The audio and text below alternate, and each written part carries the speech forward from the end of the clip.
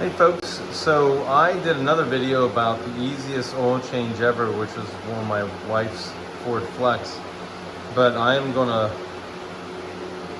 go ahead and bump that video as the easiest oil change ever and go with my daughter's Subaru 2.5 liter naturally aspirated engine here, 2017. This thing is super easy.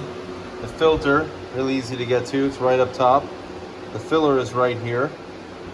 So, and I already have this stuff lined up under here.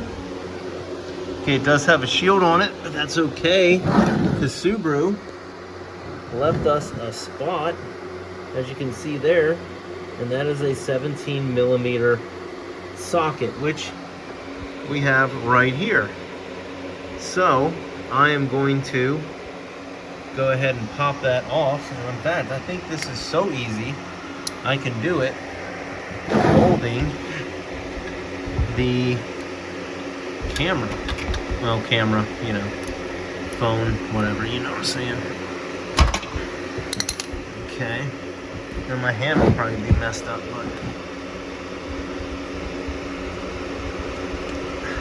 but you can see it's pretty easy to get to. This is a lifted Subaru. Oh my gosh. Well, that was pretty dumb.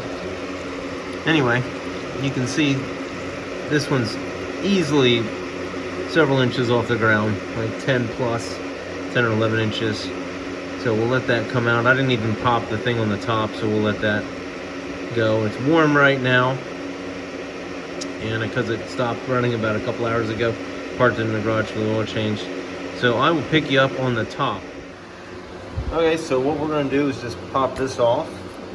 Actually, not off all the way. We're just going to let it leak out. And then most of that filter is probably already leaked out, so that's probably not going to be a big deal. We'll get to that in just a moment. Actually, we can probably get that right now. There's no need for us to wait. I didn't crank it down too hard, so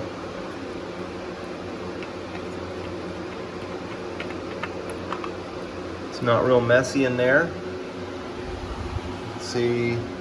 It's about 6,000 on this change, and do another 6,000, then it'll be on the 5,000 mile deal. I was doing 4,000 and was like, nah, that's way too often. So instead of doing 3 4,000s, I'll do 2 6,000s and then be back on the 5,000. So anyway, so let me get the seal on the next oil filter squared away. We'll wipe that out a little bit with a clean cloth. It's still pretty good shape. Look at that oil, I would say. Okay, folks, so what we're going to do is just kind of, oops, got a little bit more. Maybe I should call this the one-handed oil change. Just kind of move that down, and then we're going to go find another crush washer for the drain bolts. But we're going to put this on in the meantime. And then proceed. I think it's 5.1 quarts. You can check your owner's manual.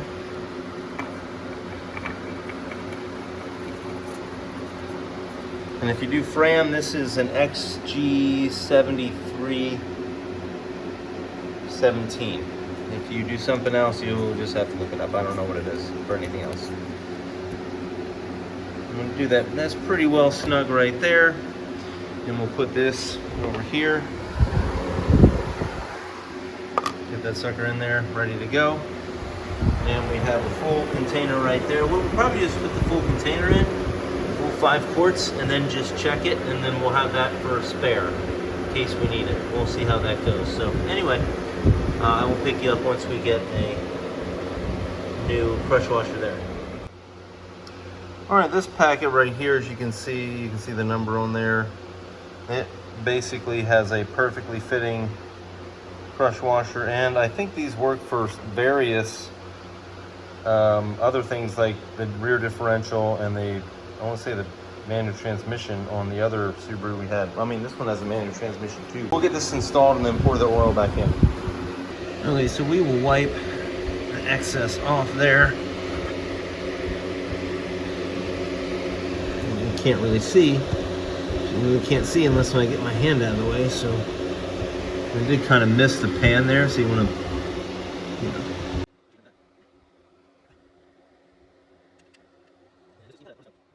directly, but it's right there. It's not an issue, so I'm gonna get it mostly tight here and then wipe it off one more time and then actually tighten it.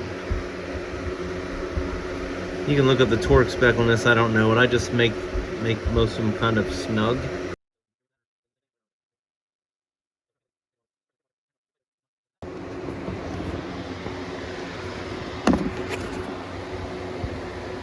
Alright, and here we go, getting the stuff in there. And I use, as the factory tells you to, 0W20. And it's high mileage because it's over 100,000 miles now. I think this is 75,000 and up for the high mileage. I was going to put a can of Restore in this time, but I decided to wait. It runs really good. I don't think there's going to be any issues, but it wouldn't be a bad idea to run that every now and then, especially on an older engine. So I'll finish this up. And actually, this is pretty much it. Other than putting the cap on, it's that easy an oil change. I mean, pretty much anybody could do it. You don't even have to take a cover off like you do on the BRZ. Like on the plate that's up under the thing, you have to take off three nuts. On this one, there's nothing. There's a hole already there. It's good to go. Until I get an aftermarket skid plate anyways. And then it will not become the easiest oil change ever. So, alright, that's it folks. Thanks for watching. Hopefully this helped.